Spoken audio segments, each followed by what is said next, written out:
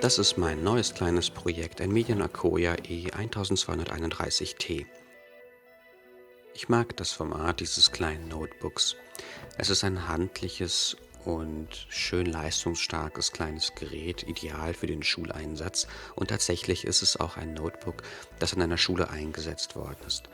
Leider ist es dabei dann auch kaputt gegangen. Irgendjemand hat den Startknopf so kräftig eingedrückt, dass der Knopf selbst ins Gehäuse eingefallen ist und damit das Gerät nicht mehr startbar ist. Auch das Original-Netzteil ist verloren gegangen und hier habe ich ein Ersatznetzteil, mit dem ich versuche, das Gerät an den Strom anzuschließen und zu starten.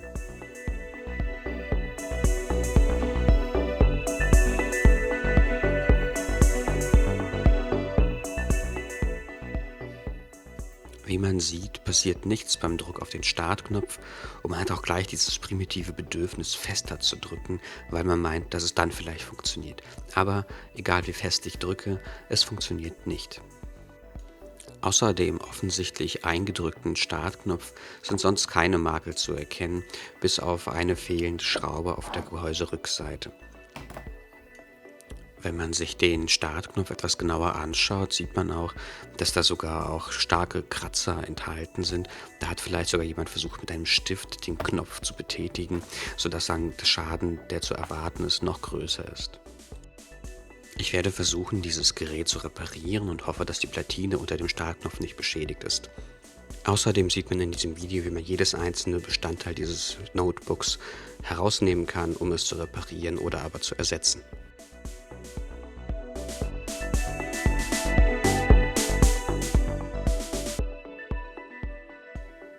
Ich werde jetzt die Schrauben der Unterseite lösen, danach die Gehäuseunterseite entfernen und zuletzt alle Teile ausbauen, bis ich an den Knopf herankomme, um ihn zu reparieren.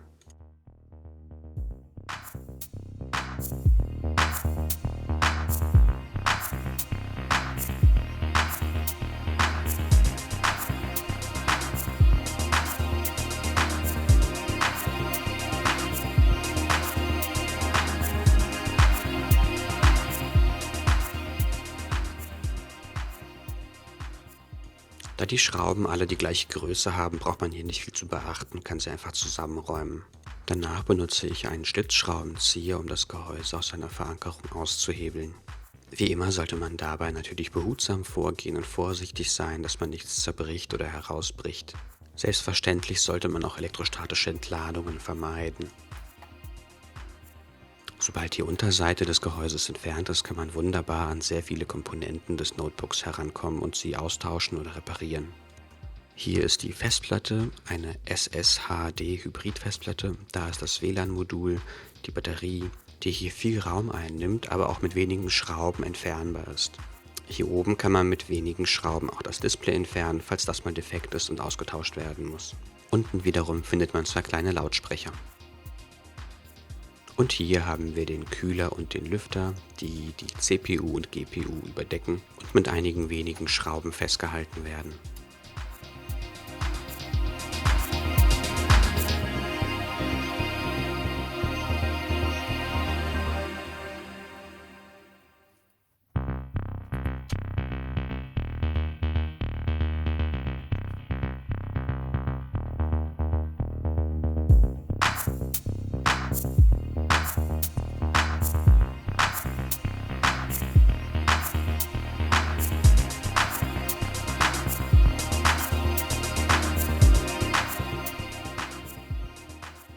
Leider ist der Startknopf an dem Modul befestigt, das unter all den großen Komponenten liegt. Das heißt, ich muss erstmal alles ausbauen, um an den Startknopf überhaupt heranzukommen und dann zu sehen, ob ich ihn reparieren kann.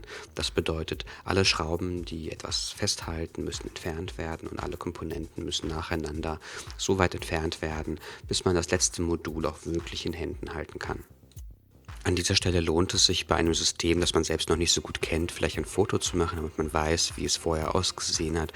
Und dann kann man anfangen, die einzelnen Bestandteile voneinander zu lösen. Zum Beispiel hier die Verbindung der Lautsprecher mit dem Mainboard und dann aber auch gleich daneben liegend die wichtige Stromverbindung von der Batterie mit dem Mainboard.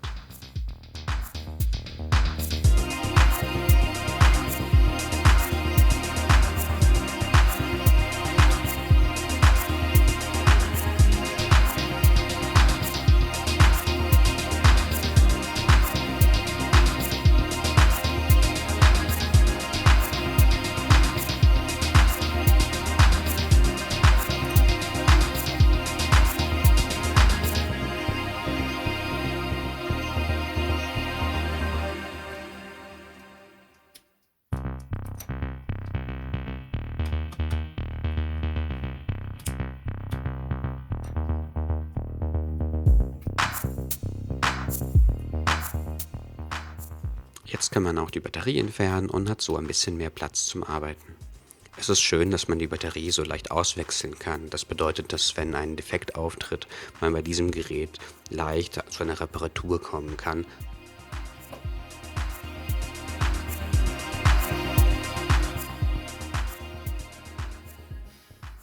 Jetzt kommt man auch an das Kabel, das das Interface, also den Mauspointer und die Tasten mit dem Mainboard verbindet.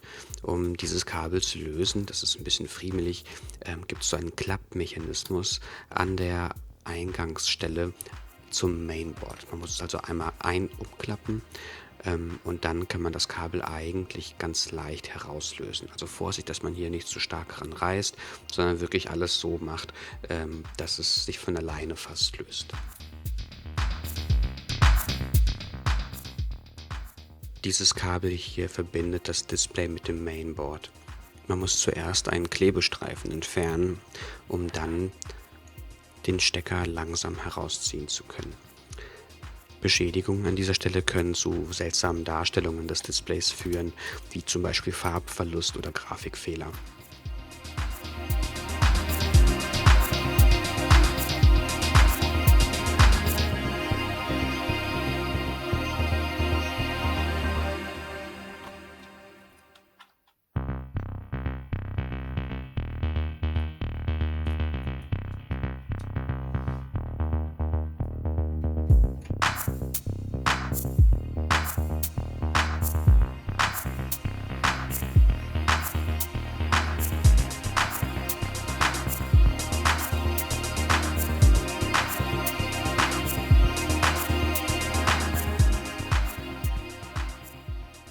Hier kommt man schon an einige Schrauben, die das Mainboard, also die verschiedenen Module des Mainboards miteinander verbinden und festhalten. Die kann man schon mal entfernen.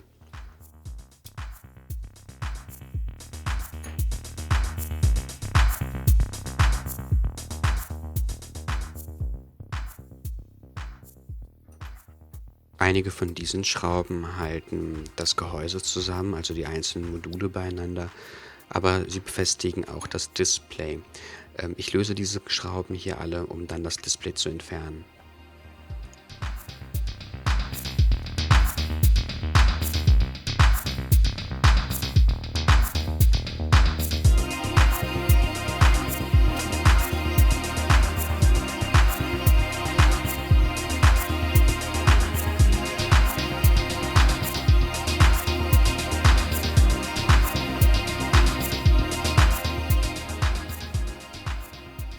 Hier nun gibt es auch noch Kabel vom WLAN-Modul, die man lösen muss. Und wenn man möchte, kann man auch das Modul selbst noch ausbauen.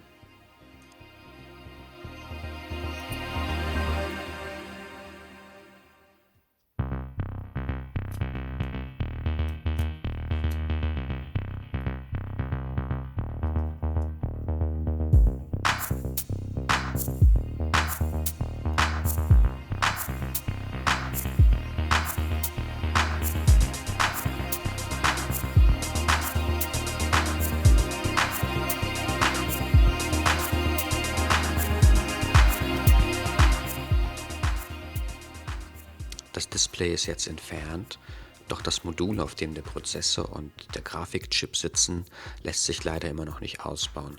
Man muss noch weitere Bestandteile entfernen. Also mache ich mit der Festplatte weiter.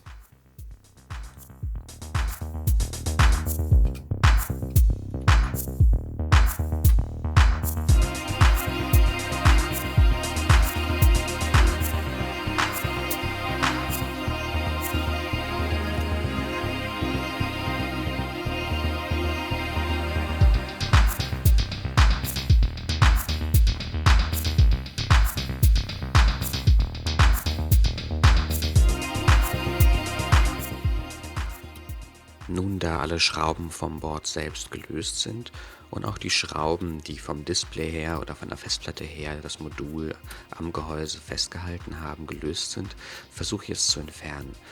Um das aber sicher machen zu können, muss ich leider auch die anderen Bestandteile noch weiter ausbauen.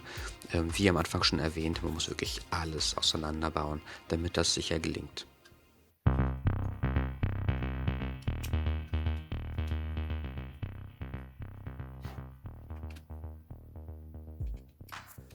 Wenn man jetzt auch das letzte noch verbleibende Modul vom Mainboard aus der Gehäusehalterung herauslöst, dann ist endlich der Zugriff auf das wichtige Modul, an dem der Startknopf hängt, auch möglich. Und hier sieht man, dass auf der Rückseite durch eine Verkabelung das Ganze noch festgehalten wird. Hier gibt es wieder wie beim Interface eine Hebelfunktion. Wenn man die aktiviert, kann man das Kabel leicht herauslösen, beziehungsweise springt eigentlich von alleine raus. Und jetzt endlich ist der Weg zum Knopf freigelegt. Man kann am Knopf arbeiten und im Gehäuse finde ich auch gleich ein Kunststoffteil. Das ist wahrscheinlich irgendwo abgebrochen, scheint aber nicht relevant zu sein. Das Design und die Konstruktion des Knopfes wirken auch schon etwas fehleranfällig. Der Knopf wird an winzig kleinen, hauchdünnen Streben am Gehäuse festgehalten. Das bietet dem Knopf Flexibilität, macht ihn eben aber auch anfällig für Brüche. Das sieht fast nach einer Sollbruchstelle aus, aber ich will jetzt auch nichts Böses behaupten. Außerdem ist der Knopf innen hohl und hat nur eine Querstrebe, die dann den Knopf auf der Platine aktiviert. Dadurch wird natürlich Gewicht gespart, was das Gerät insgesamt leichter macht, wenn man das an vielen Stellen macht. Andererseits ist dadurch auch die Gefahr da, dass wenn der Knopf aus seiner Halterung rausrutscht, dann auch nicht mehr der Knopf auf der Platine richtig betätigt werden kann. Auch hier wieder eine Konstruktion, die, wie ich finde, Probleme, die an dem Gerät entstehen können, nicht gut beachtet. Ich weiß nicht, ob viele Menschen dieses Problem mit dem Gerät haben. Ihr könnt es ja gerne mal in den Kommentaren schreiben, ob ihr diesen Fehler auch bei euch hattet. Jedenfalls werde ich versuchen, diesen Knopf jetzt zu reparieren.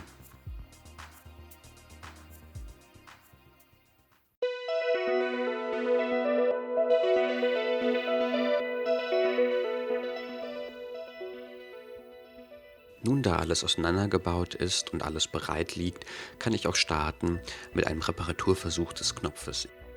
Eine richtig gute Idee für die Reparatur habe ich leider nicht. Ich versuche aber, den Hohlraum des Knopfes durch Patterfix, besser wäre aber noch Modelliermasse, die auch etwas härter ist, zu füllen, damit auf jeden Fall schon mal dieses Abrutschen des Knopfes im Gehäuse verhindert werden kann. Dann klebe ich einen Streifen Papier einfach mit Alleskleber obendrauf, damit eine gleichmäßige Fläche entsteht. Die Kleberreste am Rand des Knopfes entferne ich, damit der Knopf nicht am Gehäuse irgendwie festklebt.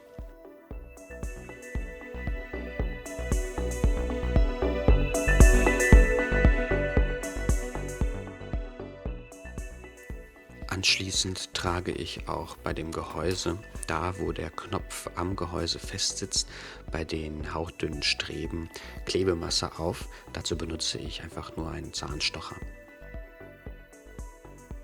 Das ist eigentlich nur eine provisorische Lösung und ich erhoffe mir eigentlich auch nur, dass der Knopf ungefähr an seiner Stelle bleibt und mit Hilfe der Füllung auf jeden Fall auch nicht mehr verrutscht.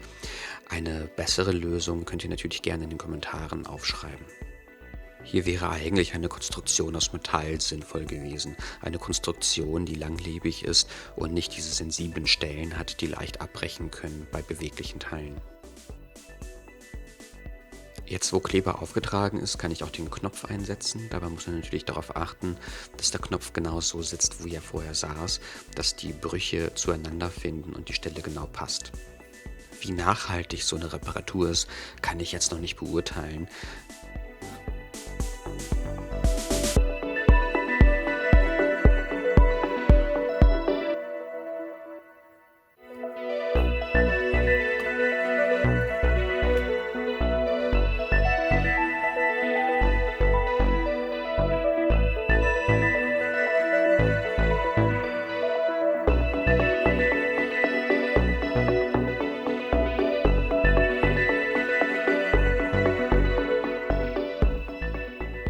Ich habe das Gefühl, dass es auf jeden Fall besser geht, aber mir ist leider noch nichts Besseres eingefallen. Es bleibt zu hoffen, dass die Schüler und Lehrer damit, wenn sie es dann wieder haben, einfach besser umgehen als vorher.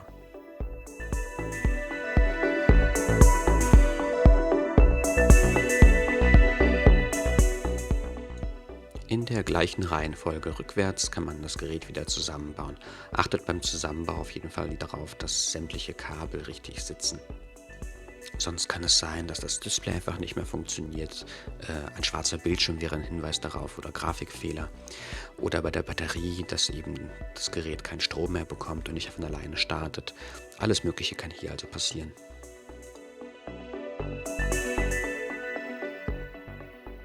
Jetzt, wo das Gerät wieder zusammengebaut ist, habe ich seinen Strom angeschlossen und kann einen ersten Testlauf starten. Der Knopf hält, das Gerät geht an, es funktioniert.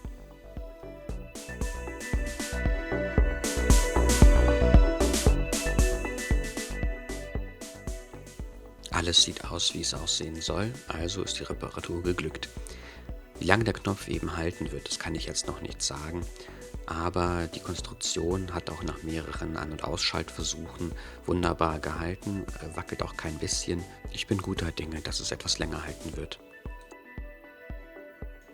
Was ich auf jeden Fall nebenbei noch festgestellt habe, ist, dass das Gerät ausgeht, sobald man es vom Strom löst.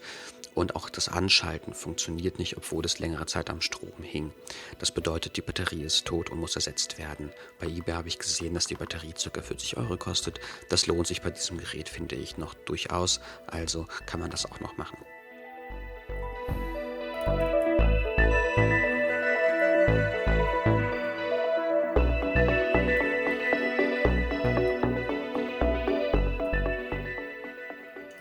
Dieses schöne Notebook, das eigentlich schon ausrangiert war, kann nun in der Schule wieder eingesetzt werden. Und gerade jetzt in den Zeiten, wo das digitale Lernen etwas vorwärts schreitet, ist es natürlich gut, auch Geräte zu haben. Danke fürs Zuschauen und bis zum nächsten Mal. Ciao.